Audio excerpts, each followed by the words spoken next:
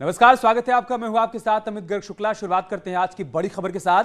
Budget सत्र के दूसरे दिन सदन में सत्ता पक्ष और विपक्ष के बीच काफी तनातनी देखने को मिली है। आज सदन की कार्यवाही हंगामे की भेंट तो नहीं चढ़ी, लेकिन सदन में जमकर वार पलटवार हुआ है।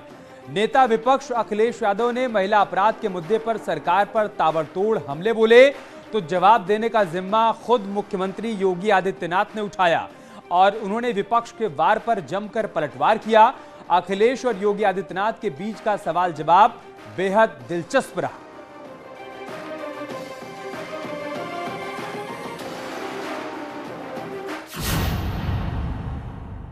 जीरो टॉलरेंस की बात करने वाली सरकार और जिस तरह घटनाएं हो रही हैं उत्तर प्रदेश में, कोई कल्पना नहीं कर सकता कि ये उत्तर प्रदेश वही है जहां पर जीरो टॉलरेंस की बात हो रही हो। जब कल मैडम गवर्नर यहां पर स्पीच दे रही थी, उसी दिन अखबार में, कल के ही अखबार में और परसों की घटना, जहां पर एक 19 साल की बेटी के साथ दुष्कर्म हुआ। अपराध किसी भी प्रकार का हो, वह अक्षम्य है और खासतौर पर महिला संबंधी अपराध के मुद्दे पर सरकार पूरी गंभीरता के साथ अपराधियों के खिलाफ कठोरतापूर्वक कार्रवाई कर रही है। ये भारतीय जनता पार्टी की सरकार है। यहां अपराधियों के बारे में ये नहीं कहा जाता कि लड़के हैं गलती कर देते हैं।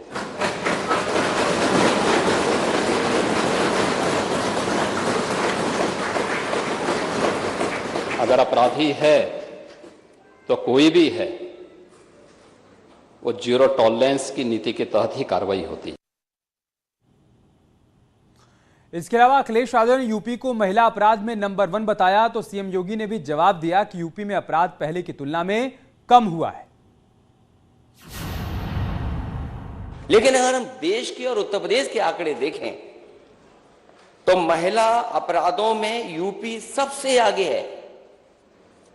अगर ये आंकड़े सरकार नहीं मानती है तो सरकार ये बताए कि सरकार के पास जो सिस्टम है, डायल 100 जिसको डायल 112 कर दिया है, उसके आंकड़े क्या कहते हैं।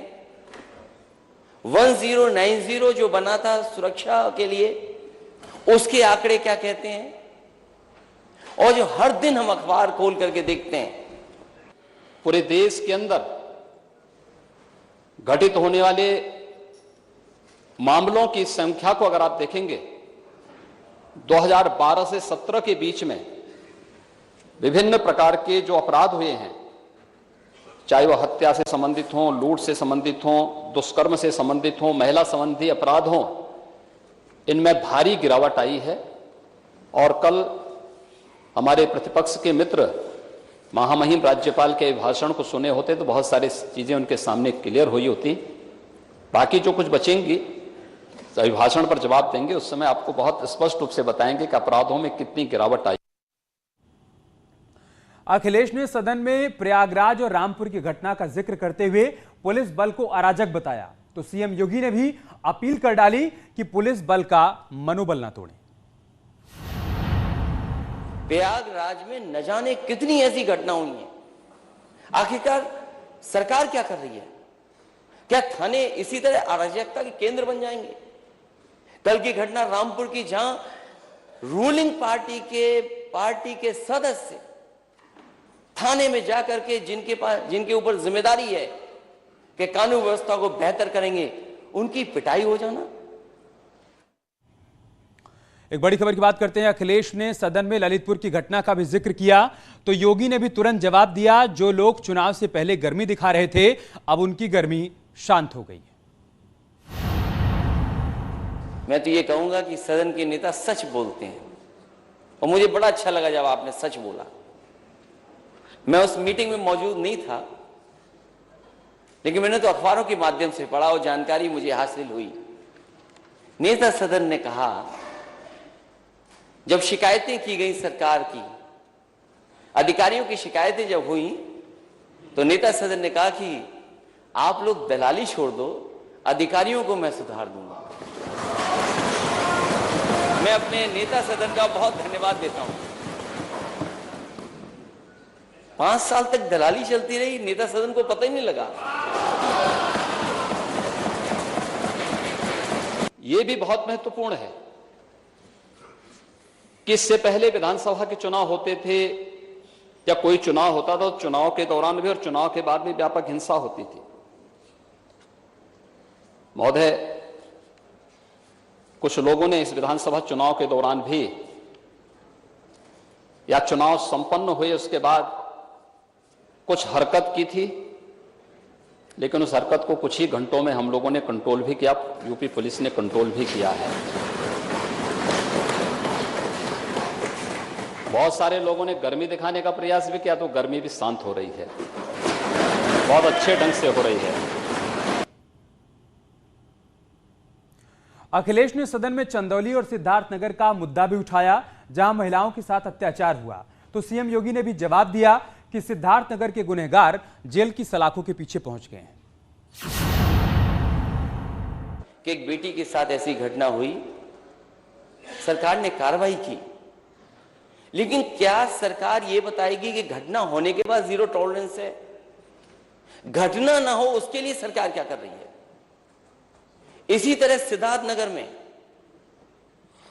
क्योंकि पुलिस को खुली छूट मिली हुई है, सिद्धार्थनगर में घर में जाकर के पुलिस पकड़ने की कोशिश करती, नहीं पकड़ पाती है, या मां उसको छुड़वाने आती, मां को गोली मार दी जाती, और उस घटना को क्या रूप दे दिया गया?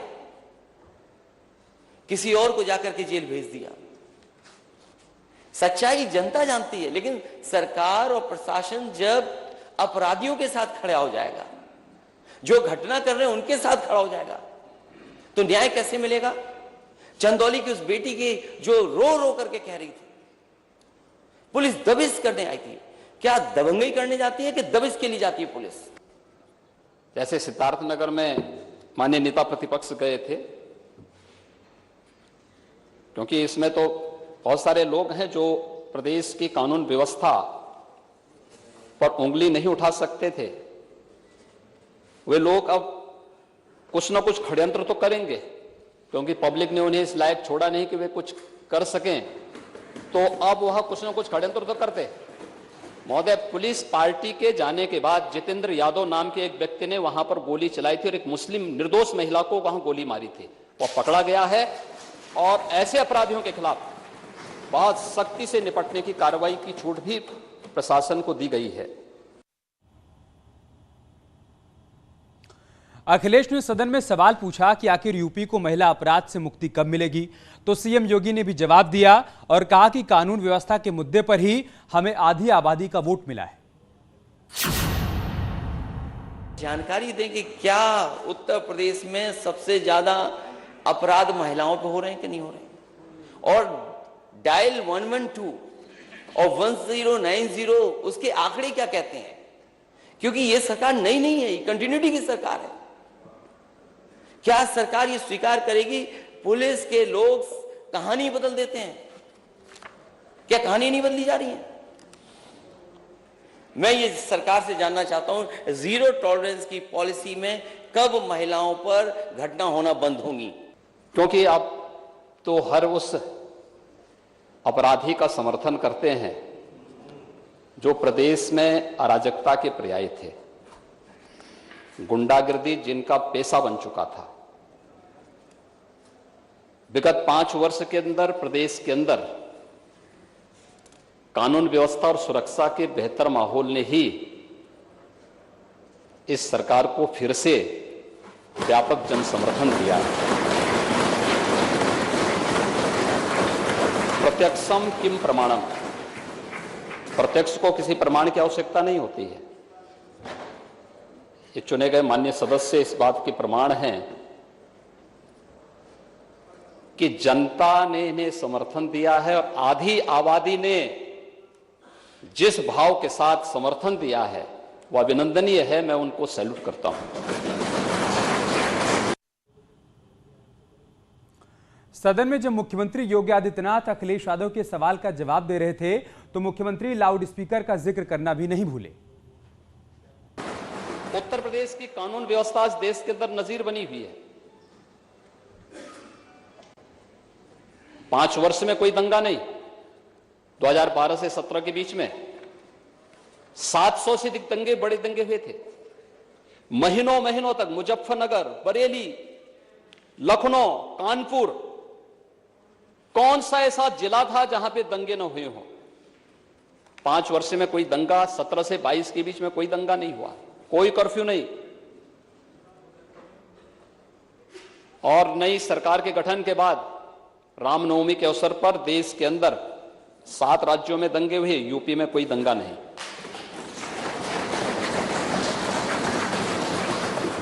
हनुमत जयंती के अवसर पर कोई दंगा नहीं।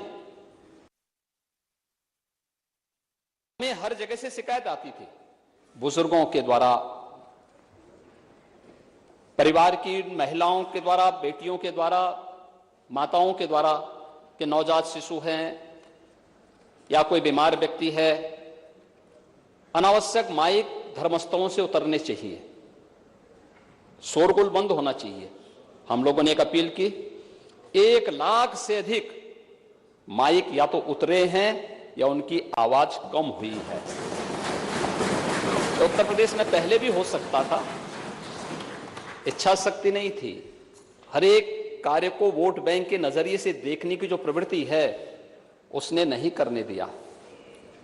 और शायद इतिहास में पहली बार हुआ है और उत्तर प्रदेश में हुआ है कि अलविदा की नमाज भी सड़कों पे नहीं हुई है। और बात करते एक बड़ी खबर की, कुतुब मीनार को लेकर दिल्ली की साकेत कोर्ट में आज सुनवाई हुई, जिसमें हिंदू पक्ष की ओर से कुतुब मीनार परिसर के अंदर पूजा की मांग की गई, जिस पर कोर्ट ने पूछा कि किस कानून के आधार पर पूजा की मांग की जा रही है। तो हिंदू पक्ष की ओर से संविधान के आर्टिकल 25 का हवाला दिया गया। कोर्ट अब इस मामले में 9 जून को फैसला देगा। कोर्ट ने दोनों पक्षों, एएसआई और हिंदू पक्ष से 1 हफ्ते में लिखित जवाब देने के लिए कहा है। हरिशंकर जैन हिंदू पक्ष के वकील हैं। उनका कहना है कि हम फैसला नहीं सिर्फ पूजा का अधिकार चाहते हैं, देवता की दिव्यता कभी मिटती नहीं है। पूजा का अधिकार हमारा मौलिक अधिकार है, मूर्ति का अस्तित्व वहां विद्यमान है। संविधान के अनुच्छेद 25 के तहत संवैधानिक अधिकार हमें मिलना चाहिए। साकेत कोर्ट ने पूछा कि किस कानूनी अधिकार के तहत आप ये मांग कर रहे हैं, किस आधार पर पूजा बहाली का दावा किया जा रहा है। पूजा का अधिकार मौलिक अधिकार, क्या ऐसा कोई कानून है क्या? यदि देवता पिछले 800 सालों से बिना पूजा के वहां पर हैं तो रहने दें। एएसआई ने साफ कर दिया कि मूर्तियों को हटाया नहीं जाएगा।